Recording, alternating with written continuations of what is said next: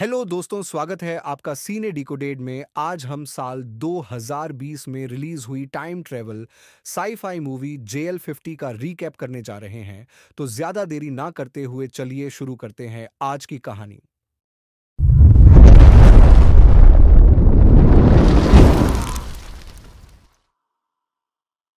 एक फ्लाइट जिसका नाम जेएल-50 था, कोलकाता भारत से टेक ऑफ करती है।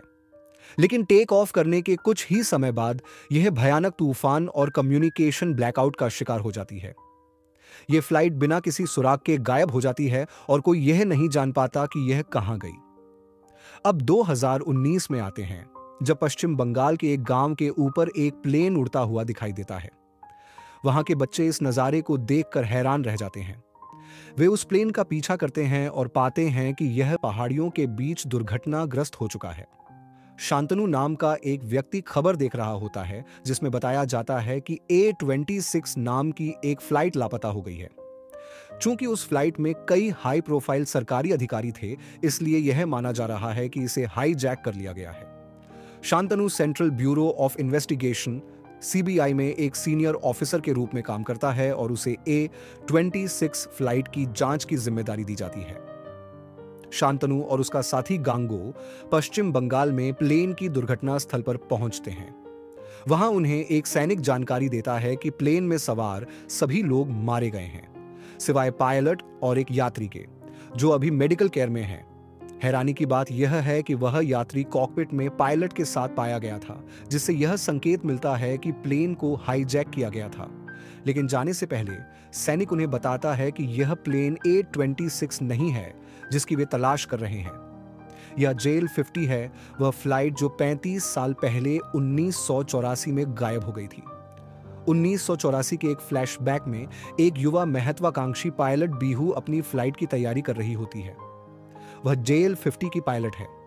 नाश्ते के दौरान उसकी मां देखती है कि वह किसी बात को लेकर बहुत परेशान है। ऐसा लगता है कि वह कई दिनों से इसी मनोदशा में है। उसकी मां उसे सलाह देती है कि वह अपने अतीत को भूल जाए और आगे बढ़े, लेकिन बीहू उसकी बातों को अनसुना कर वहां से चली जाती है। वर्तमान में वही बीहू प्लेन के मलबे से जिंदा निकाली जाती है और उसे मेडिकल केयर दी जा रही है। शांतनु और उसका साथी एक दूर के गांव में एक फिजिक्स के प्रोफेसर सुब्रतो दास से मिलने जाते हैं। वे दास को बताते हैं कि जिस दुर्घटनाग्रस्त प्लेन को उन्होंने पाया है, वह जेएल-50 है, वही फ्लाइट जो 1984 में रहस्यमय तरीके से गायब हो गई थी। वे कहते हैं कि उनके रिकॉर्ड से पता चलता है कि फ्लाइट में केवल एक सीट खाली थी और उस सीट का टिकट दास के नाम पर था। वे उससे पूछते हैं कि उसने फ्लाइट में सफर क्यों नहीं किया, तो वह जवाब देता है कि यह बहुत पुरानी बात हो चुकी है और उसे अब कुछ याद नहीं है। हालांकि बाद में जब दास अपने घर लौटता है, तो वह जल्दी जल्दी कुछ डॉक्यूमेंट्स और तस्वीरें जलाने लगता है, जिससे पता चलता है कि वह कुछ छिपा रहा है। इसके बाद एक समाचार रिपोर्ट में खुलासा होता है कि एबीए नामक एक आतंकवादी संगठन ने फ्लाइट A26 को हाईजैक करने की जिम्मेदारी ली है। एबीए मांग कर रहा है कि उनके नेता पार्थो मजूमदार को रिहा किया जाए, जिसे कुछ दिनों में फांसी दी जानी है। इसके बाद शांतनु बीहू से मिलने जाता है, जो अब होश में आ चुकी है। शांतनु उससे पूछता है कि फ्लाइट जेएल-50 कैसे दुर्घटनाग्रस्त हुई। बीहू बताती है कि उड़ान के दौरान एक यात्री जबरदस्ती कॉकपिट में घुस आया, उसके सह पायलट को चाकू मारकर हत्या कर दी और उसे एक खास दिशा में विमान मोड़ने को कहा। जैसे ही उसने ऐसा किया, भयानक मौसम, तेज तूफान और कम्युनिकेशन ब्लैकआउट हुआ। इसके बाद जो कुछ हुआ उसे कुछ भी याद नहीं, बस इतना कि प्लेन दुर्घटनाग्रस्त हो गया। शांतनु उससे फ्लाइट के टेक ऑफ की तारीख और जगह पूछता है। बीहू जवाब देती है, कोलकाता, 1984। शांतनु को उस पर यकीन नहीं होता। उसे लगता है कि किसी वजह से फ्लाइट जेएल-50 की पूरी कहानी 35 साल पहले की घटना से हूबहू दोहराई जा रही है। बस उसे यह समझ नहीं आ रहा कि ऐसा क्यों हो रहा है। वह बीहू को बताता है कि यह साल 2019 चल रहा है। यह सुनकर बीहू हैरान रह जाती है। बीहू के बारे में और जानने के लिए शांतनु और गांगो उस इलाके में पहुंचते हैं जहां कभी बीहू का परिवार रहता था। वे वहां बीहू के पुराने पड़ोसी से बात करते हैं, जो बताता है कि बीहू एक महत्वाकांक्षी पायलट थी और भविष्य उज्जवल था। लेकिन उसकी जिंदगी तब बर्बाद होने लगी जब वह एक आर्मी अफसर के साथ रिश्ते में आई, जिसने शादी से पहले ही उसे प्रेग्नेंट कर दिया। बाद में उस अफसर की रहस्यमय तरीके से मौत हो गई, जिससे बीहू के माता पिता को बहुत शर्मिंदगी हुई। हालात तब और बिगड़ गए जब बीहू के बेटे का जन्म हुआ, लेकिन वह मरा हुआ पैदा हुआ। वह पड़ोसी शांतनु को बीहू की एक तस्वीर दिखाता है जो 1984 में जेल 50 के लापता होने से कुछ समय पहले ली गई थी। तस्वीर में बीहू ठीक वैसी ही दिखती है जैसी अस्पताल में मिली बीहू। शांतनु उलझन में है, लेकिन फिर भी उसे यकीन है कि किसी कारण से फ्लाइट जेल 50 की घटना दोबारा दोहराई जा रही है। शांतनु और गांगो जेल 50 के ब्लैक बॉक्स की रिकॉर्डिंग सुनते हैं और उसमें वही कहानी सुनाई देती है जो बीहू ने शांतनु को बताई थी। शांतनु पूछता है कि ब्लैक बॉक्स में आखिरी रिकॉर्ड की गई तारीख क्या है और पता चलता है कि यह 23 अगस्त 1984 है। यह सुनकर शांतनु और भी ज्यादा उलझ जाता है। इसके बाद जेल 50 का दूसरा जीवित यात्री मित्रा अस्पताल में होश में आता है। जब उसे पता चलता है कि यह साल 2019 है तो वह बहुत ज्यादा खुश हो जाता है। नर्स उसे बताती है कि फ्लाइट की पायलट भी बच गई है। यह सुनते ही उसका चेहरा गंभीर हो जाता है।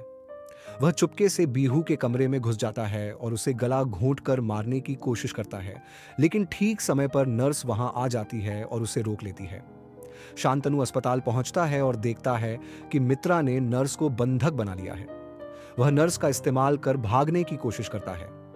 इसके बाद शांतनु मित्रा का बैकग्राउंड चेक करवाता है और पता चलता है कि 1984 में मित्रा कोलकाता साइंस रिसर्च सेंटर में काम करता था और वह एक प्रतिभाशाली फिजिक्स साइंटिस्ट था, लेकिन वह आतंकवादी संगठन एबीए से भी जुड़ा हुआ था। शांतनु को मित्रा का पुराना पता मिल जाता है और वह वहां जाकर उसकी पुरानी रिसर्च फाइलें खंगालता है।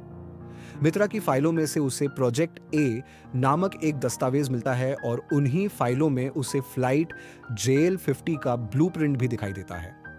यह सब किसी न किसी तरह जुड़ा हुआ है।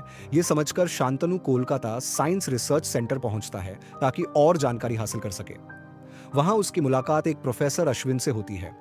जैसे ही अश्विन प्रोजेक्ट ए का नाम सुनता है, वह एक कहानी सुनाने लगता है।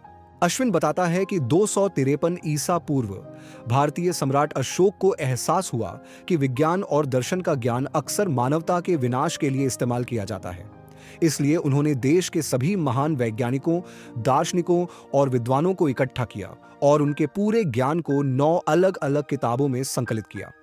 इन किताबों को गलत हाथों में जाने से बचाने के लिए उन्होंने इन्हें गुप्त रूप से दफना दिया। इन किताबों में अलग अलग विषयों का प्राचीन और गहरा ज्ञान था, जैसे जनता को मानसिक रूप से नियंत्रित करने की कला, युद्ध में एक ही स्पर्श से व्यक्ति को मारने की तकनीक, उड़ने की क्षमता, एलियन से संपर्क करने की विधि और समय यात्रा करने की शक्ति। हजारों साल बाद समय यात्रा से जुड़ी किताब के कुछ पन्ने मिले और वैज्ञानिकों की एक टीम बनाई गई ताकि इस सिद्धांत को साबित किया जा सके। इस प्रोजेक्ट को प्रोजेक्ट ए नाम दिया गया, लेकिन यह प्रोजेक्ट कभी कोई ठोस नतीजा नहीं दे पाया। शांतनु फिर मित्रा के बारे में पूछता है। अश्विन बताता है कि जब मित्रा कोलकाता साइंस रिसर्च सेंटर में था तो वह बहुत अलग थलग रहता था, इसलिए उसके बारे में ज्यादा जानकारी किसी के पास नहीं थी। लेकिन वह यह भी कहता है कि शांतनु को प्रोफेसर सुब्रतो दास से बात करनी चाहिए क्योंकि वे और मित्रा एक दूसरे के बहुत करीब थे। शांतनु दास के घर पहुंचता है और कहता है कि दास ने उससे झूठ बोला था कि उसे फ्लाइट जेल 50 के बारे में कुछ नहीं पता। वह प्रोजेक्ट ए की फाइल दास के सामने रखता है, जिससे दास के पास सच बताने के अलावा कोई चारा नहीं बचता। दास बताता है कि मित्रा के पिता प्रोजेक्ट ए का हिस्सा थे, लेकिन कई सालों तक कोई नतीजा न मिलने के कारण सरकार ने इसकी फंडिंग रोक दी। मित्रा ने अपने पिता के अधूरे काम को गुप्त रूप से जारी रखा और कई सालों की मेहनत के बाद उसने आखिरकार समय यात्रा का रहस्य सुलझा लिया। शांतनु को यह सब कहानी झूठ लगती है, लेकिन दास कहता है कि मित्रा ने समय यात्रा की किताब के अधूरे सूत्रों को पूरा किया और पता लगाया कि पृथ्वी के वातावरण में वर्महोल मौजूद हैं। दास उस समय मित्रा का छात्र और सहायक था, इसलिए वह मित्रा की पूरी योजना जानता था। मित्रा ने एक विमान को हाईजैक करके उसे वर्महोल में उड़ाने की योजना बनाई थी। हाईजैकिंग के लिए मित्रा ने युवा पार्थो मजूमदार की मदद ली थी। दास यह भी बताता है कि वह खुद भी विमान में जाने वाला था, लेकिन उसे लगा कि कुछ गड़बड़ होने वाली है, इसलिए उसने फ्लाइट में न जाने का फैसला किया। बाद में उसकी यह शंका सही साबित हुई, क्योंकि मित्रा की गणना के अनुसार विमान को केवल 35 घंटे भविष्य में जाना था, लेकिन गलती से वह 35 साल आगे चला गया। शांतनु को अब भी इस कहानी पर यकीन नहीं होता और दास को समझाता है कि यह सब सुनने में असंभव लगता है। लेकिन दास कहता है कि वह इसे साबित कर सकता है और फिर एक कहानी सुनाने लगता है। दास कहता है कि कुछ घंटों में पार्थो मजूमदार रिहा हो जाएगा और अगर वह और मित्रा फिर से मिल गए तो वे मित्रा के ज्ञान का इस्तेमाल करके बड़ी तबाही मचा सकते हैं। लेकिन वे इस पूरी स्थिति को कभी होने से रोक सकते हैं अगर वे उसी वर्महोल में जाकर समय में पीछे लौटें और मित्रा को JL-50 हाईजैक करने से रोक दें।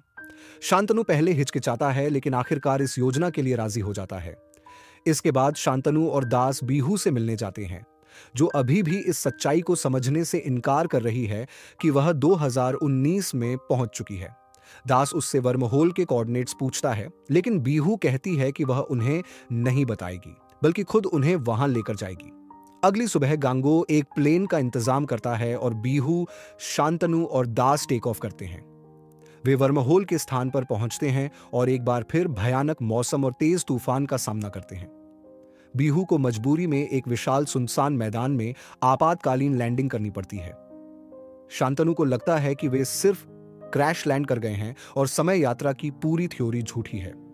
लेकिन तभी उन्हें एक पुरानी दिखने वाली कार से लिफ्ट मिलती है और रेडियो पर वे 1984 के भारत के प्रधानमंत्री का भाषण सुनते हैं।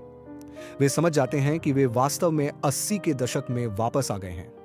शांतनु को आखिरकार दास की बात पर यकीन हो जाता है और वह मित्रा को रोकने की योजना पर आगे बढ़ने के लिए तैयार हो जाता है। लेकिन पहले वह एक निजी काम पूरा करना चाहता है। शांतनु एक अनाथालय पहुंचता है जहां खुलासा होता है कि वह खुद एक अनाथ है और यही वह तारीख और साल है जब उसे अनाथालय के दरवाजे पर छोड़ दिया गया था। यही वजह थी कि वह 1984 में लौटने के विचार के पूरी तरह खिलाफ नहीं था। वह देखता है कि एक कार आकर एक बच्चे को अनाथालय के दरवाजे पर छोड़ रही है। वह बच्चे के गले में एक लॉकेट देखता है जो उसके पास आज भी है और कंफर्म करता है कि वह बच्चा वास्तव में वही है। वह भावुक होकर रोने लगता है और कार का पीछा करके अपने माता पिता की पहचान जानना चाहता है, लेकिन कार तेजी से चली जाती है। अगली सुबह दास, जो 1984 में मित्रा का विश्वास पात्र था, बताता है कि आज मित्रा और पार्थो एक गोदाम में मिलने वाले हैं और वे वहीं उन्हें रोक सकते हैं। लेकिन उन्हें वहां जाने के लिए कोई गाड़ी नहीं मिलती। तभी बीहू कहती है कि वह अपने घर से अपनी ही कार चुरा सकती है। 1984 में बीहू को पता होता है कि चाबियां कहां रखी होंगी और घर में चुपके से कैसे जाना है। जब वे कार चोरी करने जाते हैं तो शांतनु नोटिस करता है कि यह वही कार है जिसने उसे एक बच्चे के रूप में अनाथालय के दरवाजे पर छोड़ा था। तीनों गोदाम पहुंचते हैं और पार्थो और मित्रा के आने का इंतजार करते हैं। इसी दौरान शांतनु बीहू से पूछता है कि क्या उसने अपने बेटे को, जिसे मरा हुआ बताया गया था, कभी अपनी आंखों से देखा था। बीहू कहती है कि नहीं, वह डिलीवरी के बाद बेहोश हो गई थी और जब वह जागी तो उसके माता पिता ने बताया कि बच्चा मरा हुआ पैदा हुआ था। थोड़ी देर बाद मित्रा और पार्थो वहां पहुंचते हैं और दास व शांतनु उनका सामना करते हैं। पार्थो के गुंडे उन पर गोली चलाने लगते हैं और दोनों ओर से फायरिंग शुरू हो जाती है। शांतनु अपनी CBI ट्रेनिंग का इस्तेमाल कर सभी गुंडों को एक एक करके मार गिराता है और आखिरकार पार्थो को भी मार देता है। लेकिन तभी मित्रा आकर उस पर बंदूक तान देता है। मित्रा गोली चलाने ही वाला होता है कि दास पीछे से उसे गोली मार देता है। शांतनु प्रोजेक्ट A की फाइलें जलाने का फैसला करता है, यह कहते हुए कि यह ताकत किसी के पास नहीं होनी चाहिए। लेकिन तभी दास उस पर बंदूक तान देता है और उसे रोकने के लिए कहता है। दास खुलासा करता है कि उसकी असली योजना हमेशा से यही थी, समय यात्रा के फॉर्मूले पर कब्जा करना। इसीलिए उसने शांतनु को 1984 में आने के लिए तैयार किया, क्योंकि जल 50 के क्रैश में असली फॉर्मूला जल गया था। अब वह इसे हासिल कर दुनिया का सबसे ताकतवर आदमी बनना चाहता है। वह बताता है कि 2019 में जब मित्रा अस्पताल से भागा था तो वह उसके पास आया था, लेकिन दास ने उसे मार डाला ताकि यह शक्ति केवल उसी के पास रहे। शांतनु और दास के बीच गोलीबारी होती है जिसमें दास बुरी तरह घायल हो जाता है। शांतनु सारी फाइलें जलाकर प्रोजेक्ट A का हमेशा के लिए अंत कर देता है। इसके बाद बीहू, दास और शांतनु के सिर में अचानक तेज आवाज गूंजने लगती है। यह पता चलता है कि क्योंकि JL-50 कभी हाईजैक नहीं हुआ तो वे तीनों कभी अतीत में गए ही नहीं। अब वे इस समय रेखा में अनोमली बन गए हैं और समय उन्हें धीरे धीरे मिटा रहा है। तीनों वापस वर्तमान में लौट आते हैं। शांतनु की आंख खुलती है और वह खुद को फ्लाइट A-26 में पाता है। जिसे कभी हाईजैक नहीं किया गया, क्योंकि पार्थो अतीत में ही मर चुका था और ए कभी फला फूला ही नहीं। शांतनु और गैंगो एक दूसरे से फ्लाइट में टकराते हैं, लेकिन वे एक दूसरे को नहीं पहचानते। ऐसा लगता है कि इस बदली हुई भविष्य की समय रेखा में शांतनु ने कभी सीबीआई ज्वाइन ही नहीं किया। इसके बाद शांतनु अपना जन्मदिन उसी अनाथालय में मनाता है जहां वह बचपन में था। वह एक बुजुर्ग बीहू को गले लगाता है जो उसकी असली मां निकलती है। यह पता चलता है कि शांतनु को अनाथालय में बीहू के माता पिता ने छोड़ा था, क्योंकि उन्हें डर था कि समाज बीहू को बिना शादी के बच्चे के कारण ठुकरा देगा। हालांकि इस नई समय रेखा में, क्योंकि बीहू JL-50 के साथ गायब नहीं हुई, वह अपने घर वापस आ गई। उसके माता पिता को अपने फैसले पर दोबारा सोचने का मौका मिला और उन्होंने बीहू को सच्चाई बता दी। इसके बाद बीहू अनाथालय जाकर शांतनु को अपने साथ ले आई। अब वे दोनों हमेशा साथ रहे और खुशहाल जीवन जिया। हर साल शांतनु अपने जन्मदिन पर अनाथालय में बच्चों को उपहार बांटता है। शांतनु सोचता है कि उसकी जिंदगी कैसी होती अगर बीहू उसे अनाथालय से लेने नहीं आती, तो बीहू मुस्कुराकर जवाब देती है, उस चीज के बारे में सोचने का क्या फायदा जो कभी हुई ही नहीं। फिल्म इसी के साथ समाप्त होती है। देखने के लिए धन्यवाद। अगर आपको हमारा कंटेंट पसंद आया तो हमारे चैनल को लाइक और सब्सक्राइब जरूर करें। मिलते हैं अगली वीडियो में।